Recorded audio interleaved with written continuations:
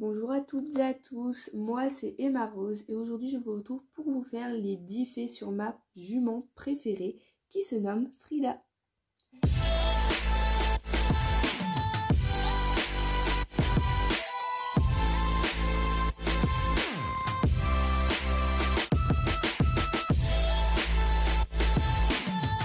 Premier fait à savoir sur elle, c'est que Frida n'a pas d'affixe parce que tout simplement on ne sait pas d'où elle vient. Pour en venir au deuxième fait, tout simplement, la directrice du centre équestre Le Galet Noir l'a retrouvée dans un champ. Elle était en piteux état et du coup, on a demandé au maire de la commune s'il savait à qui était cette jument et il a dit que ça faisait 2-3 ans qu'elle était dans ce pré-ci. Il faut savoir qu'il n'y avait pas beaucoup d'herbe et l'abreuvoir était vide quand on est arrivé. Donc nous l'avons récupérée avec l'autorisation du maire de cette commune et du coup maintenant elle est en merveilleux état. Troisième fait, c'est que le dentiste a vérifié ses dents pour savoir un peu si elle allait bien mais aussi son âge et apparemment elle aurait aux alentours de 4-5 ans, donc elle est très jeune. Quatrième fait sur elle, c'est par rapport à son comportement.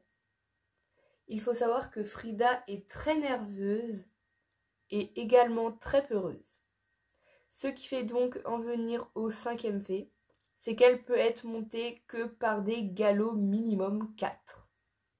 Sixième fait sur elle qu'il faut savoir, c'est que du coup, vu qu'elle a vécu 2-3 ans seule dans un pré, elle n'avait donc plus l'habitude de voir d'autres chevaux. Donc avec les autres chevaux, elle est assez méchante, on va dire ça comme ça.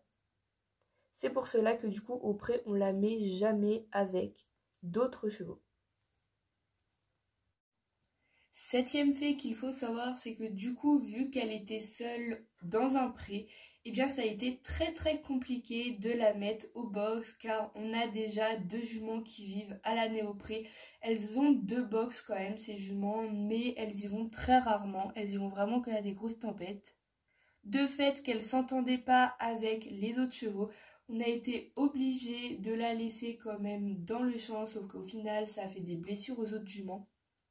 Donc on a été obligé de rentrer Ariel et Samba au box pendant au moins 2 semaines. Ensuite, pendant ces 2 semaines-là, vu qu'elle était au pré tout le temps, on a essayé de la rentrer que la nuit. Donc au départ, c'était vraiment du n'importe quoi. Mais après, elle a commencé à s'y faire. Elle peut aller au box pendant toute une journée entière sans problème. Huitième fait qui est assez pénible sur cette petite louloutsi, c'est que dans le box, pour la brosser, c'est une catastrophe. Il faut absolument la sortir parce que sinon elle fait des coups de cul, elle se met sur ses postérieurs, enfin c'est vraiment du n'importe quoi.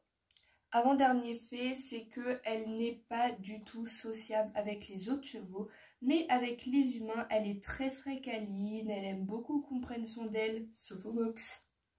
Et enfin, dernier fait, c'est que je suis l'une des seules à la monter. Donc ça, c'est plutôt un fait sur nous deux.